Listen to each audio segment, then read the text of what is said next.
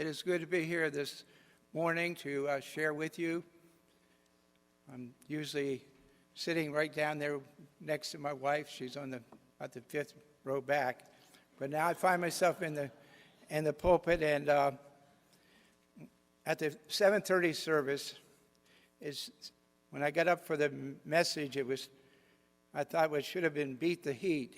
And that's what we were going through at the time, and I was very glad that we could keep it to a 1.5 hour service. And we did it exactly. As I'm walking down the aisle, it was 8 o'clock.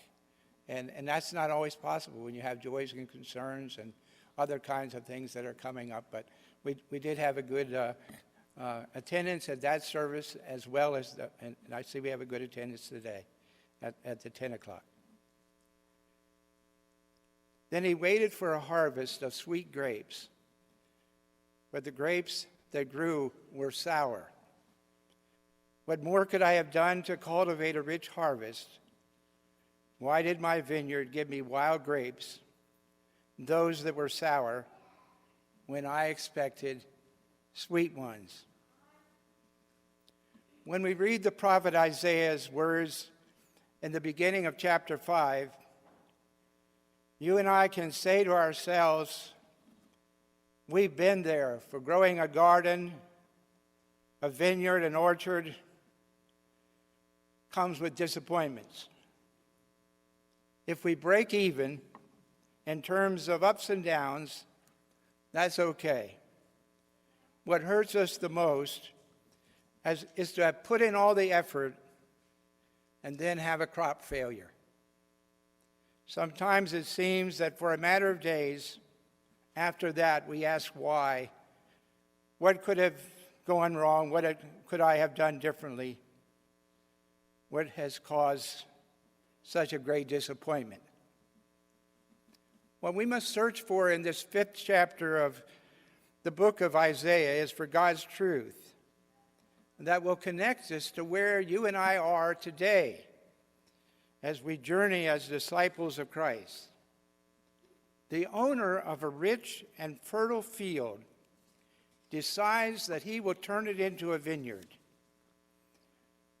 And he will put one of his servants in charge to plow the land, to clear the stones away, to plant the choice vines.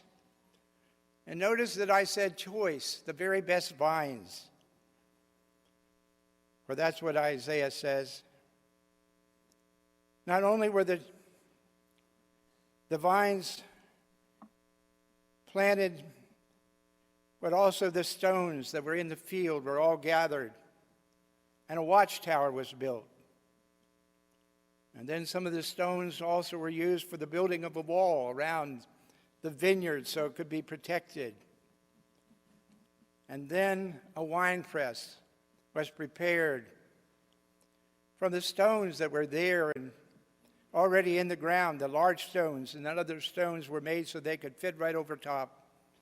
So when the ripened grapes could be crushed, they would be made into wine, and wine was something you needed all the time during the year, as you also needed raisins that came out of those grapes. But did you know that it usually takes 3 years before the grapes can be ready to produce? And that was a lot of hard work for that servant. And there were days and days of waiting.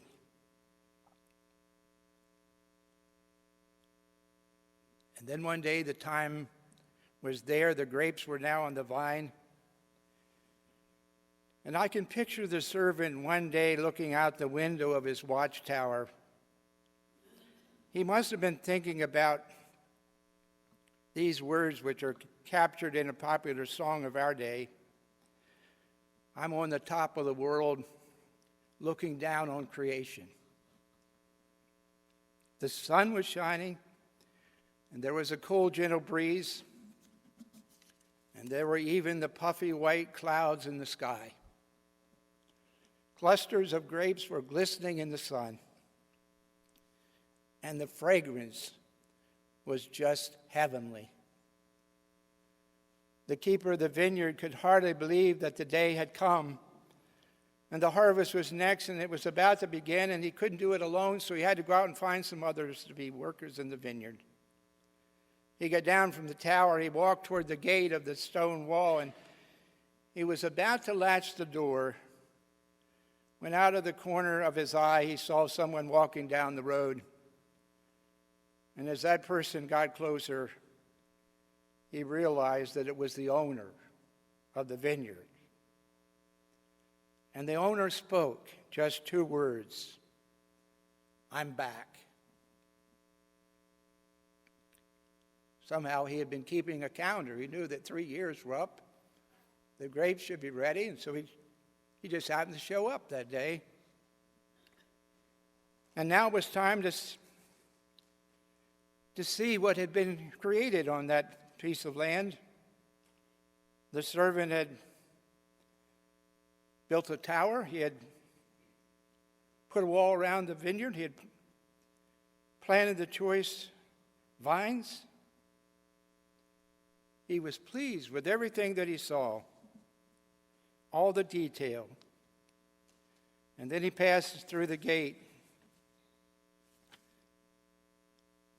And the vines he saw were just loaded with grapes. The fragrance drew him closer and closer, and he was at eye level.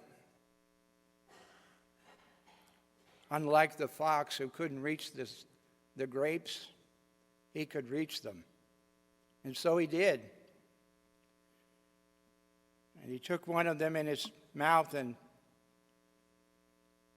found that instead of them being sweet, as he had expected, they were sour. They were so sour that it could cause your teeth to stand on edge. Imagine the disappointment of the keeper of the vineyard. He had spent many hours over the past 3 years, and now he was embarrassed to have the owner come and find that the grapes were sour. And I thought of it this way: did the keeper of the vineyard ever taste the grapes, or was he waiting for the owner to come? It doesn't seem that he knew anything about it. He was just trying to do his job in the vineyard. Imagine the disappointment of the owner. He had put his servant in charge, trusted that he would do a good job as keeper. He had purchased a field on a hillside. It was just perfect for a vineyard. He had waited for that day to come.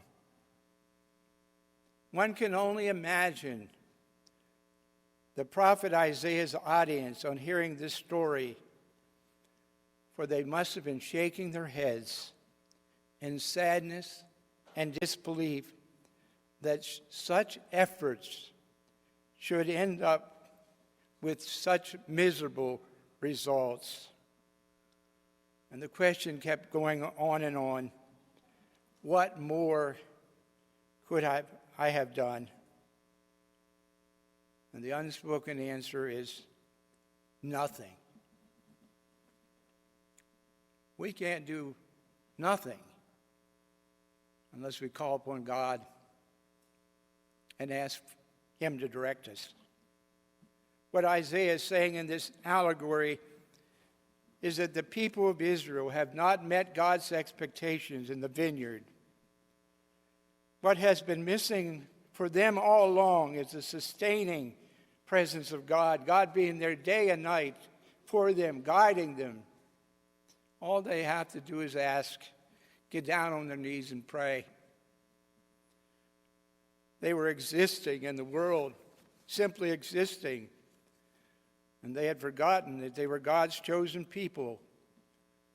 And because of that, they were to be a blessing to the world. The prophet Amos also spoke of what was required of God's people when he said, "Take away the noise of your songs. I will not listen to the melody of your harps, but let justice roll down like waters and righteousness like an ever-flowing stream. The prophet Micah called the people of Israel to living in God's abundance. He said, "With what shall I come before the Lord and bow myself before God on high?" And then he answered, "He has told you, O mortal, what is good. And what does the Lord require of you but to do justice and to love kindness and to walk humbly with your God?" And still later, Jesus spoke these words to a people shaking their heads over grapes that were sour. He said, "You shall love the Lord your God with all your heart, with all your soul, with all your mind, and with all your strength." And then he added this second requirement: you shall love your neighbor as yourself. And then Jesus made this very profound statement. He said, "There is no other commandment greater than these." Righteousness is loving the Lord your God completely, of making a profession of faith, and then keeping it as long as life shall last. Justice is a concern for others, of answering the question, who are my neighbors? It's not enough to be planted as a choice vine. The goal is always to produce fruit, to live in the world as God's people, not just coming up with the money, not just sending work teams to parts of the world so that they will know that we are neighbors with them, but it is by getting down on our knees and praying for them. We cannot, as a congregation, simply just pray for the world. We must be more specific. There are all kinds of things happening. Just read the paper, the newspaper. See what's happening in the world. And I'm always amazed when I see the new 6:30 p.m. news when they say it's the world news. And I keep looking for the world to show up, and it doesn't seem to be there. Maybe we have so much news of our own in our own country. But it's not enough unless we be more specific, to pray for those who are hungry in a particular country, know what they're going through. That we sustain those who are not getting enough medical care.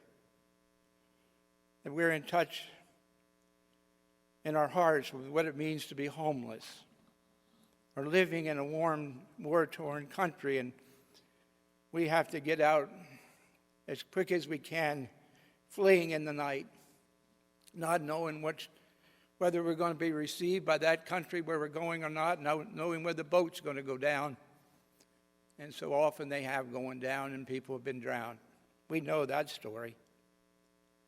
And friends, I propose today that at St. Matthew's, we organize a prayer group as soon as possible that not only lifts up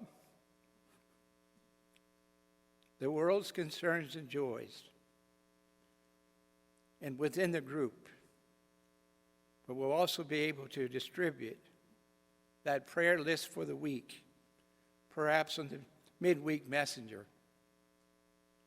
You and I, if we're concerned for others, need to know God's people and the hardships that they're facing, as well as the joys that they know. I know it's a joyful day when we as United Methodists have sent some relief over to these people, and that needs to be lifted up in prayer too. And we need to be informed about this. And we can be, because we have United Methodist communications, and we're able to know, not just when there's a special offering for Encore or from other relief, but we're able to know week by week what's going on as we reach out to our neighbors. Isaiah's vineyard, described in chapter 5, had walls around it. We don't need any walls. God is the owner of the vineyard. He speaks 2 words. I'm back. Let us pray. Sometimes, oh God, we do not want to hear what word you have to say to us because you're disappointed about our journey, and that's okay. You give us another chance. And you turn us in the right direction when we're going in the wrong direction, and you lift us up and say, we're already doing enough. But we know prayers are answered. We may not be walking in their shoes of these people in need, our neighbors, but we can pray. Lift us up, O God, so that we might be present and do all we can to love you and to love our neighbors as we love ourselves.